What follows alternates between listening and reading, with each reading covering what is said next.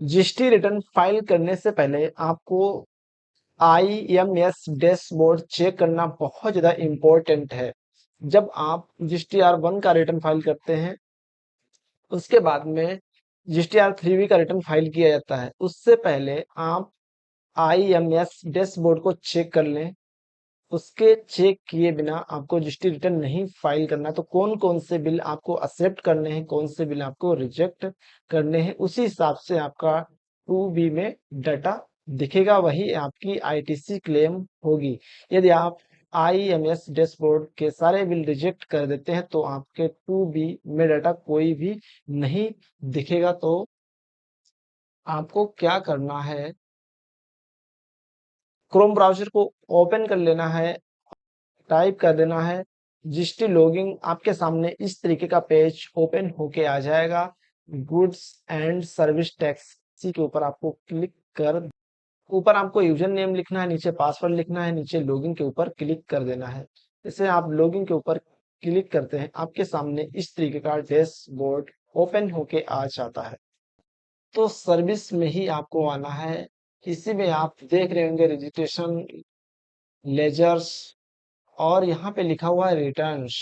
तो रिटर्न्स के नीचे आप देखेंगे invoice management system IMS dashboard. IMS dashboard का जो फुल फॉर्म है invoice management system IMS dashboard, इसी के ऊपर आपको क्लिक कर देना है। फिर आपके सामने इस तरीके का डैशबोर्ड दिख रहा होगा, इनवर्ड सप्लाईज, आउटवर्ड सप्लाईज। तो आपको इनवर्ड सप्लाईज के ऊपर क्लिक कर देना है। यहाँ पे आपको ओके करना है। नीचे आप देख रहे होंगे B2B invoice, B2B invoice amendments, B2B debits notes, B2B debit notes amendments, B2B credit notes. तो B2B क्रेडिट नोट्स, तो यहाँ पे जो B2B इनवॉइस के बिल दिख रहे हैं, इसमें से आपको कौन कौन से बिल एक्सेप्ट करने हैं, कौन से बिल रिजेक्ट करने हैं। तो ये आपको कैसे एक्सेप्ट करना है, कैसे रिजेक्ट करना है, आप अपने प्रोप्राइटर से या आप खुद जीएसटी रजिस्ट्रेशन अपना, या आप खुद अपना जीएसटी रिटर्न फाइल करते हैं, तो आप ये देख लीजिए कि कौन कौन से आपने बिल परचेज किए हैं और कौन से बिल आपके पास फर्जी आए हुए हैं। B2B इनवॉइस के ऊपर आपको क्लिक करना है। अब यहाँ पे बहुत सारे बिल शो हो रहे हैं। यहाँ पे जीएसटी नंबर लिखा हुआ है, ट्रेड नेम लिखा हुआ है, इनवॉइस नंबर है, और यहीं पे लिखा हुआ है एक्सेप्ट और रिजेक्ट। आप बिल को एक्सेप्ट करेंगे तो इसका 2B में आईटीसी क्लेम हो जाएगा, तो आपको आईटीसी मिलेगी। यदि आप इस बिल को रिजेक्ट कर देंगे तो आईटीसी आपको नहीं मिलेगी। आप चाहे तो इस बिल को पेंडिंग में भी डाल सकते हैं।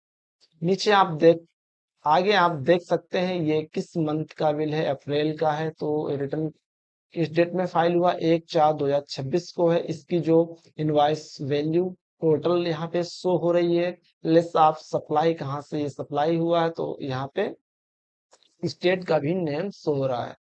यहाँ पे आप देख रहे होंगे टोटल टैक्सेबल वैल्यू, तो यहाँ पे टैक्सेबल वैल्यू दिख रही है। यहाँ पे C central tax, state tax show हो रहा है। तो इस तरीके से आप इन बिल को एक्सेप्ट और रिजेक्ट कर सकते हैं। यहाँ पे जैसे ही आप क्लिक करेंगे, यहाँ पे लिख के आ चुका है select all records of current page only 8 record, मतलब 8 बिल टोटल हैं। आप इन सभी पेज को सिलेक्ट करना चाहते हैं, या आप पहले पेज के 8 बिल ही सिलेक्ट करना चाहते हैं, तो आप सारे बिल को एक्सेप्ट या रिजेक्ट करना चाहते हैं, तो आप सिलेक्ट ऑल रिकॉर्ड्स के ऊपर क्लिक करके प्रोसीड कर देंगे। फिर उसके बाद में आप इन सारे बिल को एक्सेप्ट करना चाहते हैं, तो आप यहाँ पे क्लिक करेंगे तो ऑटो ये सारे के सारे बिल एक्सेप्ट हो जाएंगे।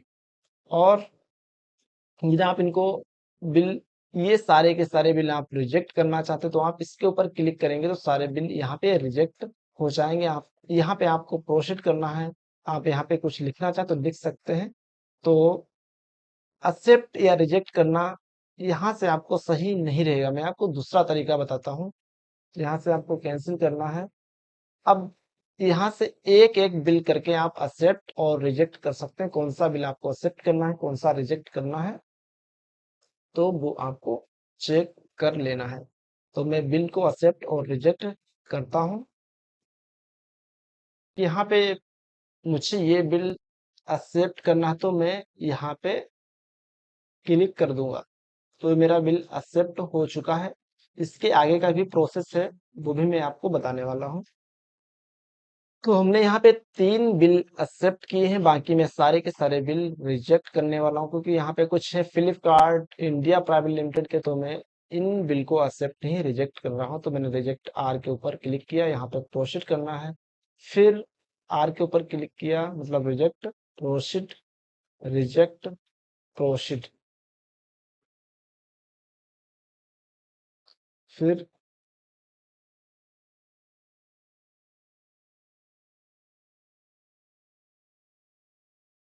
3 बिल हमने एक्सेप्ट किए, बाकी बिल हमने रिजेक्ट कर दिए हैं, वो हमारे काम के नहीं है। फिर मैं यहाँ पे सेव के ऊपर क्लिक कर देता हूँ। फिर प्रोसीड के ऊपर क्लिक करना है। फिर प्रोसीड के ऊपर क्लिक करना है। फिर बैक टू समरी के ऊपर क्लिक कर देना। अब नीचे यहाँ पे B2B क्रेडिट नोट्स जारी किए गए हैं, तो इसके ऊपर मैं क्लिक करता हूँ। यहाँ पे एयांस इंटरप्राइजेस के बिल का एक क्रेडिट नोट जारी किया गया है, तो मैं इसको एक्सेप्ट करता हूँ।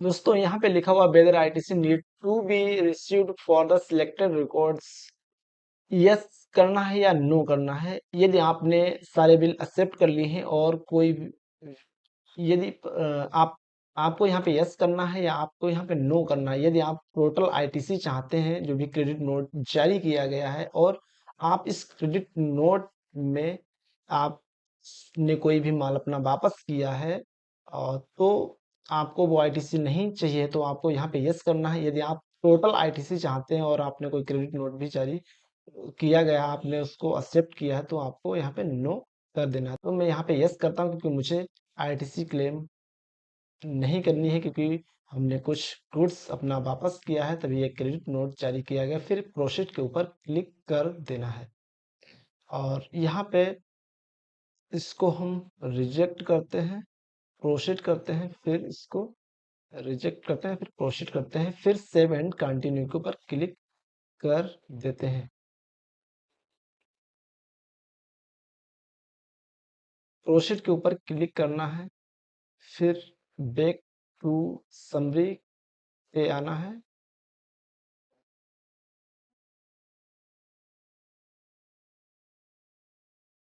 कंप्यूट GSTR 2B के ऊपर क्लिक करना है।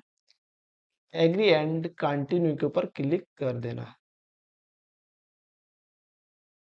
फिर आपको रिफ्रेश बटन के ऊपर क्लिक करना है। इस तरीके से आप IMS डैशबोर्ड को चेक कर सकते हैं। दोस्तों, वीडियो अच्छा लगा हो तो आप हमारे चैनल को लाइक से सब्सक्राइब जरूर करें, क्योंकि मैं आप सभी लोगों के लिए ऐसे ही बेहतरीन इंपॉर्टेंट वीडियो लगातार लाता रहता हूं, GST, income tax and finance से रिलेटिव। जय हिंद, जय भारत।